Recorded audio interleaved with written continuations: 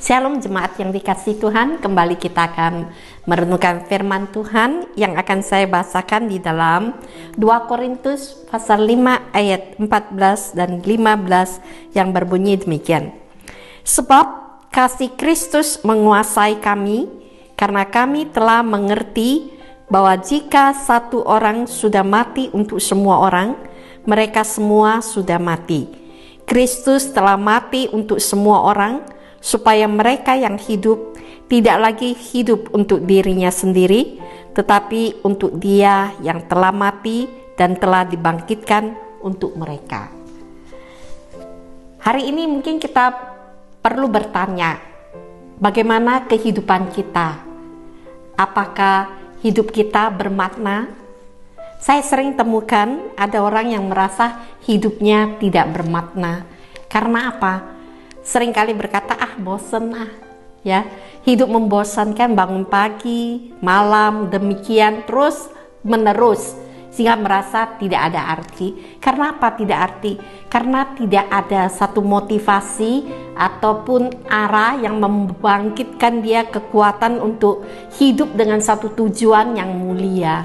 Sehingga hidup yang untuk diri sendiri itu memang membosankan dan tidak bermakna. Nah, tapi kita melihat di sini Paulus dia menemukan satu kekuatan dalam hidupnya yang memberikan dia motivasi dan kekuatan yang luar biasa, yaitu ayat 14 dikatakan kasih Kristus menguasai kami. Rupanya di sini Paulus telah menemukan suatu tujuan hidup yang luar biasa, yaitu mengenang kasih Kristus yang ada dalam dirinya. Kasih Kristus, kasih yang bagaimana? Kasih yang telah mati untuknya di kayu salib. Di salib yang mengalir kasih yang agung itu yang telah menguasai seluruh hidupnya. Pernah nggak kita pikirkan bahwa Yesus yang dari surga datang ke dunia untuk kita dan kembali ke surga untuk kita, orang yang berdosa.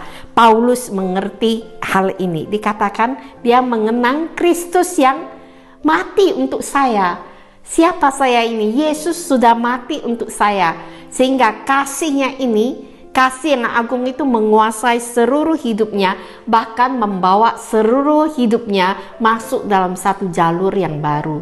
Satu perjalanan hidup yang baru. Dikatakan dia bukan lagi hidup untuk diri sendiri, karena dia tahu berkata Kristus yang sudah mati untuk aku, maka aku mau hidup untuk Yesus yang sudah mati dan hidup untuk aku. Maka dikatakan di dalam Kristus dia menjadi ciptaan yang baru. Kristus di dalam dirinya, segala sesuatu yang lama itu telah berlalu, segala hobinya, segala hawa nafsunya itu telah berlalu. Inilah yang Paulus mengalami. Dia mengalami suatu pengalaman yang mulia, yaitu keluar di dalam dosa, termasuk dalam kemuliaan Tuhan, memperoleh kebebasan kemuliaan Tuhan, dan menjadikan dia hidup punya satu tujuan yang baru, yaitu hidup menjadi utusan-utusan Allah. Maka di ayat 20 dia berkata demikian, jadi kami ini utusan-utusan Kristus, sebab Allah menasehati kamu dengan perantara kami dalam nama Kristus. Kami meminta kepadamu, berilah dirimu didamaikan dengan Allah.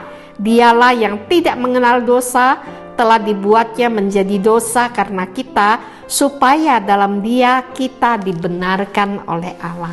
Inilah yang menjadi satu tujuan hidup Paulus. Jadi Paulus mengerti bahwa hidup yang baru ini adalah hidup oleh kasih Kristus, hidup di dalam Kristus. Dia melayani dengan kekuatan Kristus, bukan lagi dirinya sendiri.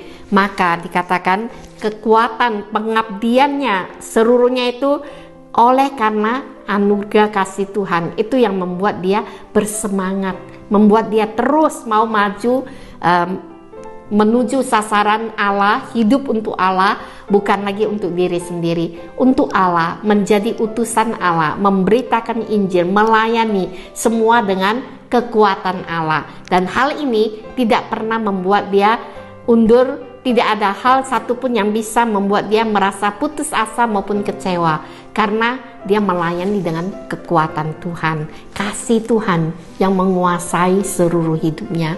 Kiranya pengalaman Paulus ini boleh juga menjadi pengalaman kita semua yang hari ini sudah diselamatkan oleh Tuhan. Kiranya kita juga saat-saat mengenang ini menjelang Jumat Agung, kiranya kasih Tuhan menghangatkan setiap kita dan membuat kita melayani dengan kekuatan Tuhan, sehingga tidak ada satu alasan untuk kita bisa undur maupun patah semangat, karena kasih Tuhan yang memampukan kita untuk mengabdi kepadanya sampai dalam kekekalan. Amin. Kita berdoa. Bapa, kami sungguh mengucap syukur dan terima kasih karena kasih-Mu yang telah menyelamatkan kami, memperbaharui seluruh kehidupan kami, dan menjadikan kami utusan-Mu untuk melayani Engkau di dunia ini, memberitakan Injil, menyebarkan kasih Tuhan bagi setiap orang yang membutuhkan akan keselamatan yang daripada-Mu. Meteraikan firman-Mu dan tolong kami hidup oleh kasih dan kekuatan Allah. Di dalam nama Tuhan Yesus kami mengucap syukur dan berdoa. Amin.